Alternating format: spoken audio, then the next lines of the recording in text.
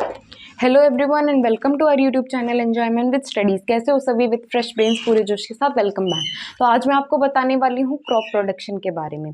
Crop नाम सुनते ही agriculture याद आ जाता है, खेती याद आ जाता है।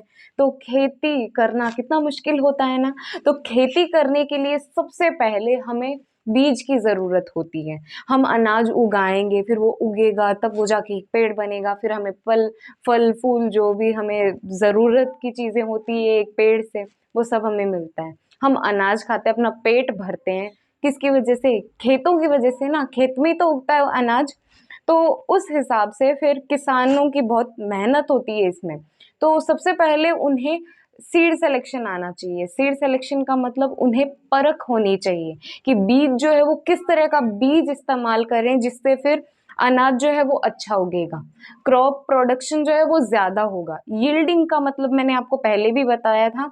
यील्डिंग का मतलब ये होता है कि हार्वेस्ट होने के बाद या फिर जो पौधे हैं अनाज उगने के बाद कितना हमें मिलता है, कितना हमारे लिए इस्तेमाल करने लायक होता है, कितना हम यूज करते हैं, वो जो रिजल्ट निकलता है उसे हम यील्ड कहते हैं। जो अनाज का रिजल्ट निकले और उसे हम कहेंगे यील्ड। यील्डिंग कितनी होती है, ज्यादा यील्ड होनी चाहिए या कम होनी चाहिए, ये सब कुछ डिसाइड करता है एक छोटा सा बीज।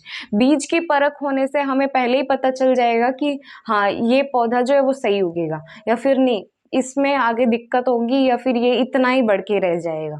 तो इस तरह की सी चीज होती है और उसके पहले फिर सीड सिलेक्शन या बीज की परख जिसे हम बोलेंगे ना, वो आना चाहिए। और किसानों के लिए तो बहुत आसान हो गया है कि किस तरह से कौन सी सीड को पहचानना है। पर अपने लिए, हमारे लिए आसान नहीं होता कि कौन सा बीज आर्टिफिशियल है, कौन सा नकली है, या कौन सा असली है, हम पहचान सके। ये बहुत मुश्किल ही चीज है। तो इसके लिए ना हमें एक एक्टिविटी दी गई है। एक्टिविटी में ये करना होता है कि हमें एक पतीला लेना होता है। पतीला लेने के बाद उसमें पानी डालना है। पतीले में पानी डालने के बाद दो अलग तरह के बीज, जिसमें हमें डिफरेंस देखना है, वो दो अलग तरह के बीज हमें लेने हैं और दोनों सेम टू सेम उसी पतीले में डाल देने। पतीले में डालने के बाद हमें ये देखना है कि कौन से बीज जो है वो ऊपर आ गए और कौन से नीचे चले गए।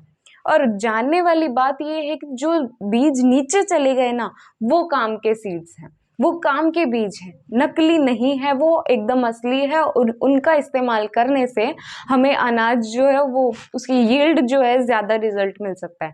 अनाज जो है वो ज्यादा और सही होगा, हमारे इस्तेमाल के काबिल होगा, उस लायक होगा। तो ये चीज थी सीड सिलेक्शन की। हम इस छोटी सी एक्टिविटी के थ्रू ज्यादातर देखे जा सकते हैं। नॉर्मली हम जैसे लोगों के लिए, मतलब जो थोड़ा बहुत पता रखते हैं खेती बाड़ी के बारे में और एग्जैक्टली जुड़े नहीं होते, उनके लिए ये एक्टिविटी परफॉर्म करना जरूरी हो जाता है। सीड्स सिलेक्शन के लिए अगर उन्हें बीज के बारे में अगर पूछ लिया जाए कि कौन सा असली है, कौन सा नकली है, तो ये चीज काम कर सकती है आपके लिए। नेक्स्ट मैं बात करूंगी क्रॉप्स के बारे में। क्रॉप्स मतलब कौन से मौसम के हिसाब से कौन सी अनाज, कौन सी चीज उगाई जा सकती है। तो देखिए, अपने दो तरह के सीजन्स बताए गए हैं, kharif season and rabi season. Kharif season जो है वो रेनी सीजन होगा एंड राबी सीजन जो है वो विंटर सीजन होगा। रेनी माने बारिश का मौसम। बारिश के मौसम में सोयाबीन, राइस और मेज जैसी चीजें उगाई जा सकती हैं। बारिश के मौसम में सोयाबीन, मेज और राइस, इस तरह की सी चीजें उगाई जा सकती है। ये कुछ एग्जाम्पल्स है जो आपको पूछे जा सकते हैं एग्जाम में, इसलिए ज्यादा से ज्यादा 3 एग्जाम्पल्स को याद करने बनते हैं। नेक्स्ट है राबी सीजन। राबी सीजन मतलब विंटर सीजन, सर्दियों का मौसम। और सर्दियों के मौसम में शुगर केन हो गया या फिर वीट, पल्सेस, मस्टर्ड, सरसों होगी, इस तरह की सी चीजें उगती है। ये तीन एग्जाम्पल तो कैसे भी आप याद कर ही लो, बहुत काम आएंगे आपके। तो ये इनके बारे में तो इतना ही था। और कुछ होते हैं शॉर्ट टर्म और long term crops. Short term का मतलब होता है जो कम टाइम में बहुत ज्यादा प्रोडक्शन दिखा देते हैं, बहुत ज्यादा सही उगे हुए और पूरी तरह मेच्योर हुए हुए दिखाई देते हैं।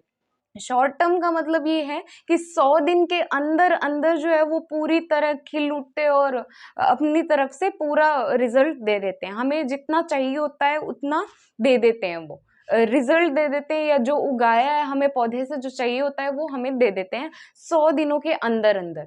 एंड जबकि लॉन्ग टर्म क्रॉप्स जो होते हैं ना वो लंबा समय लेते हैं, 180 दिन से भी ज्यादा समय लेते हैं वो, पर एग्जैक्ट लिमिट 180 डेज ही मानते हैं, 180 दिन ही मानते हैं, पर उससे भी ज्यादा समय लिया जाता है लॉन्ग टर्म क्रॉप्स के द्वारा। लॉन्ग टर्म नाम से ही पता है कि लंबा समय, एंड शॉर्ट टर्म छोटा, थोड़ा कम समय शॉर्ट टर्म और लंबा लॉन्ग टर्म। तो ये था, टर्म्स के हिसाब से क्रॉप्स भी बांटे जा सकते हैं। तो देखिए नेक्स्ट होता है इरिगेशन। इरिगेशन के बारे में मैंने आपको शायद पहले भी बताया है। इरिगेशन का मतलब ये होता है कि पौधों को पानी पानी प्रोवाइड करना, पौधों को वाटर फैसिलिटी देना, पानी किस तरह से पौधे में जाए। अब मैं आपको एक एग्जांपल दूं कि आप गए हुए हो खेत में, आपको बोल दिया पानी लगाना है, पानी वो मोटर ऑन कर दी, पाइप में से बहुत सारा सारा पानी जाए जा रहा है, और आप या तो लग गए फोन में। हम यही करते हैं ना कि चलो पानी डल रहा है तो हम कुछ खेल लेते हैं, या फिर आप कोई दूसरे काम में लग जाओ, तो आपका तो बस भूल गए, आप ध्यान नहीं रहेगा, सारा तो इसमें है। और पानी इतना चाहिए पौधे को, तो इतना ही मिल गया और मैं टाइम पे आके बटन बंद कर दूं, ऐसे बहुत कम चांसेस होते हैं। ऐसा हो गया कि अरे मोटर ऑन करके मैं तो भूल गया, कितना सारा ही पानी गया, अब एक्स्ट्रा पानी आया पौधे का तो नुकसान हो गया इसमें। तो नुकसान से बचने के लिए ये दो तरह के इरिगेशन आजमाए जाते हैं।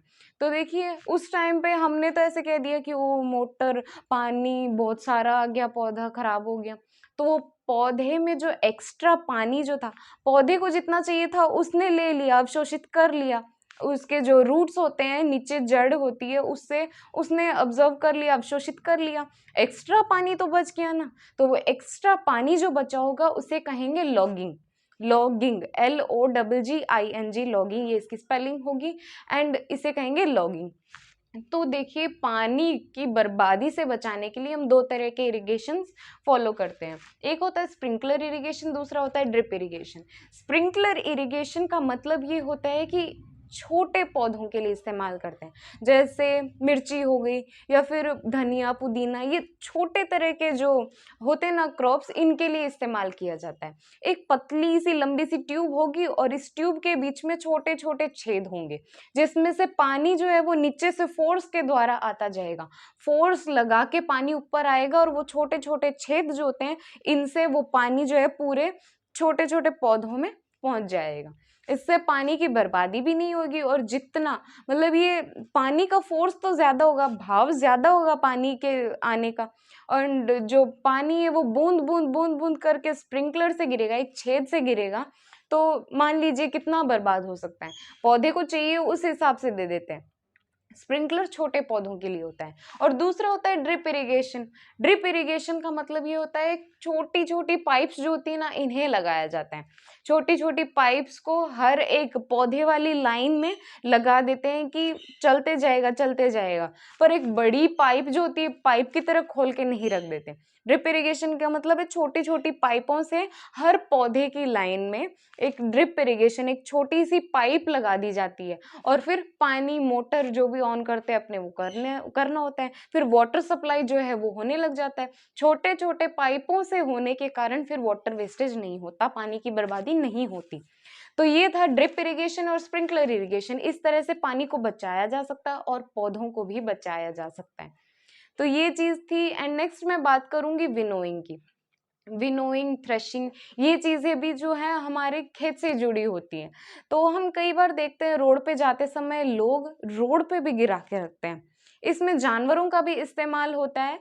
एंड क्या एक मशीन होती है थ्रेशिंग के लिए, एक मशीन होती है जो मतलब खेती बाड़ी करने के बाद हमें जो रिजल्ट मिलता है वो कई बार ऐसे बहुत हार्ड होता है, मतलब चुभ भी जाती है हाथ में। तो एक मशीन ऐसी होती है ना कि उसको सॉफ्ट बना देती है, एकदम सॉफ्ट बना देती है, और जो हमें अनाज चाहिए होता है उसे अलग करके अलग तरह से हमें दे देती है। पर कचरा जो है वो हर जगह आ ही जाता है, उसके लिए फिर विनोइंग वाली प्रोसेस आजमाई जाती है।